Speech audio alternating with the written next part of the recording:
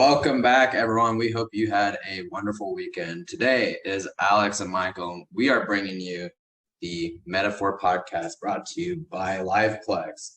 We have a very interesting topic for you guys today. We talked a little bit about this 3-4 weeks ago about NFTs. We're bringing NFTs back because we heard from a lot of you guys that you are very interested in learning more about this space. And in my opinion, it is one of the things in Web3 right now that you can get into. It's not too early to get into NFTs. Before we do that, we're going to talk a little bit about our week. Alex, how's it been? It's been going pretty well. We Halloween's right around the corner and kind of just enjoyed that a little bit this weekend, but got a couple midterms coming up, so that's never fun, but other than that, it's been pretty good. How about yourself? Yeah, Halloween's like one of my favorite holidays, so definitely a good time of the year. Very busy myself as well, but what I'm very excited to start talking about are NFTs. So Alex, when we talked about NFTs a little bit last week, we gave a brief introduction. We talked about what is an NFT, what NFTs are being used for right now, and like kind of how is an NFT built. But I think today we'll give a quick little refresher and then maybe go into some use cases, some things that our audience may be able to look out for whenever they see NFTs popping up more and more often. How's that sound? Yeah, sounds like a plan. So quick little refresher on like NFTs. NFTs stand for non-fungible tokens. And they are essentially, like in its most simplest form, NFTs are data that is stored on the blockchain with like unique ownership addresses. So with that being said, like if you own an NFT, it is yours. It is in your wallet. No one else owns, that same copy of an NFT. And these are these were transforming the internet as we see it today. Many different groups out there have been buying the digital versions of, let's say the Constitution of the United States or cancer research patents, all the way to, little monkeys that look like they're rolling on Molly, right? So NFTs have a lot of different uses, but what we're seeing is that these are creating what we like to call tokenized economies. So things are, coming in the form of an NFT. There's value ascribed to that NFT, a little bit based on its, intrinsic value, but also to like supply and demand, its extrinsic value, how the market sees the value of it.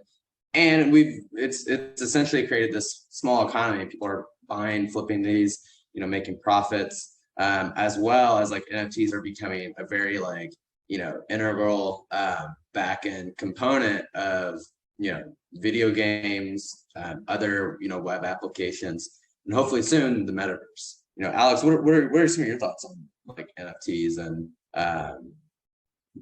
and just like, how they're built, what they're doing right now? Yeah, definitely. I think NFTs are, they're very kind of like complex products in a sense, but at the same time, they're not so, like, from a technical aspect, super complex products, but from a user perspective, they're kind of just like any other sort of maybe in-game item or anything like that. And so I think that's super cool. And I think the fact that it's able to kind of, every NFT is unique, and you're sort of able to differentiate between one having a specific thing and no other NFTs like it, but kind of like, again, like you said, these NFTs kind of create tokenized economies, and also they really sort of garnish like more like a greater community following as well. And so I think the combination between those two things is super unique, and is something that kind of like the internet or web services have never really sort of seen prior to a couple years ago. Yeah, like for those of you that might be wondering, like, well, how is like an NFT unique? Like, what is so special about this? What's special about it is that every NFT comes with what's called a smart contract. It's essentially lines of code that will execute based on certain conditions, right? So if an NFT is bought or sold, in the smart contract there are lines of code that will execute to allow the NFT address to be mailed or to be sent to another wallet address. So your wallet, for example, now that's yours, right? Inside the NFT, the wallet address, like the code changes to whatever your wallet address is. And similarly, other things can happen as well with NFTs. People get really creative with how they decide to write the smart contracts and the NFTs. For example, you may only be able to purchase a finite, number, like maybe only 10 NFTs of a certain collection, or maybe like there's some more value with the NFT that is garnished, once certain conditions are met. But nonetheless, what we're seeing is a lot of different use cases with these NFTs. Not only are we seeing it with ourselves, at Liveplex with some of the solutions that we bring NFTs into for companies, but also just like what's generally happening right now in the Web3 space. I think one of the biggest to talk about is probably video games. So NFTs are seeing a big emergence within video games. And, if any of you guys have played video games out there, or for even those that haven't, what's really right now generating a lot of revenue for video game companies are in-app purchases. So a lot of these are like accessories to your character. Maybe you buy a skin for like either a weapon or for your character. You can make customizable, personalized changes, and we're seeing that that's a giant market. But even though people are spending hundreds, if not thousands, of dollars on these products, they actually don't necessarily own that product. The ownership still lies within the company that is producing them. You can almost think about it as like you're leasing the skin in a way. If you were to lose your account, you don't have any ownership of those skins anymore. You have to rebuy all of them. There is no restoring the purchases or anything like that. So with that in mind, like NFTs have been a big solution to be able to actually own like the progress of your account, or the clout, if you will, of the skins and stuff that you own. And a lot of games are adopting this model. So now players are actually able to own this. They're able to sell it on secondary markets, as well as be able to potentially earn skins and other things through coin drops. Alex, kind of like what other use cases you've been thinking about, you've been seeing? I think another sort of main kind of like use case for NFTs is kind of within the event organizer space, whether it be kind of like a digital or kind of physical event. I've seen like multiple kind of like event organizers, like concerts or kind of like rallies, any sort of like get together where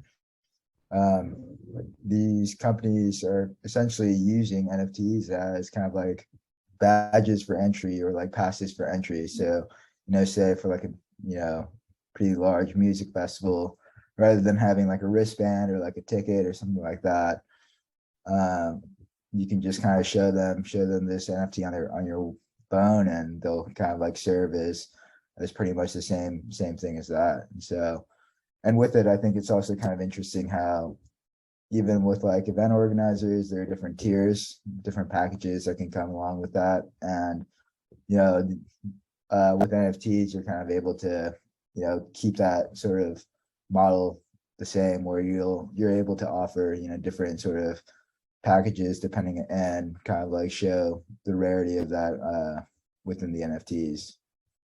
Yeah, and like kind of going along with that, like this kind of going back to smart contracts a little bit. One thing that like Liveplex has been seeing a lot of use for NFTs is actually in education. You might be thinking to yourself like, when would I ever need an NFT at my school or university or even professional institution? But what we're seeing is that like there's a common problem within like I guess you could say like employment recruiting space or whatever. Like there's a lot of room for what we call like gray area, for like credentials to not necessarily be what they're said to be. Anyone can create a resume and put whatever they would like, as well as put anything they want like on their LinkedIn. But what we're seeing is if you actually ascribe like a diploma or something else to an NFT, there's no way you could actually fake your education like that.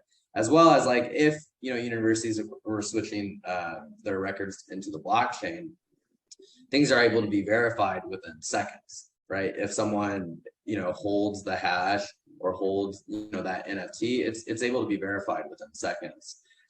So, platforms that are looking to verify some of these credentials, whether it be, like I said, your education, maybe some work credential that you need, whatever it may be, we're seeing a blockchain is able to do these through what are called zero knowledge proofs. I won't get into those in depth because those are very in the weeds of academia right now of what's called cryptology. Not useful for this podcast, but definitely look it up if you're interested. And yeah, I mean, we're seeing that like this is making for a good space, as well as like there are monetization models called learn to earn, right? So like, a lot of, education companies, think of like Quizlet, for example. If Quizlet were to adopt this, the more you use their learning products and the more progress you make in your learning, the more like coin drops you could receive. Basically, a coin drop is whenever whenever you meet a certain criteria, you are essentially given either an NFT that has some value, or you're given cryptocurrency. So that's another way in the education space. But kind of with that, I think we've covered we've covered a breadth of use cases. There's millions out there. In fact, I don't even think that this industry has begun to scratch the surface on what we're seeing. And some of the use cases we're seeing now are just quite incredible. So very excited to see what the next few years have in store for us. Yep, for sure. I think that's sort of a good place to kind of end it there. But I think if you guys kind of are interested in learning more about NFTs or anything about the metaverse, definitely kind of check out our previous podcasts. We're on LinkedIn at Liveplex, or check out our website at liveplex.io. But yeah, unless you have anything else to say, Michael. Nope, just stay tuned next week. We're happy to be providing the most digestible information there is out there. Best Web3 podcast in the world, brought to you by Liveplex. So with that said, we will see you next week. Yep, catch you guys later.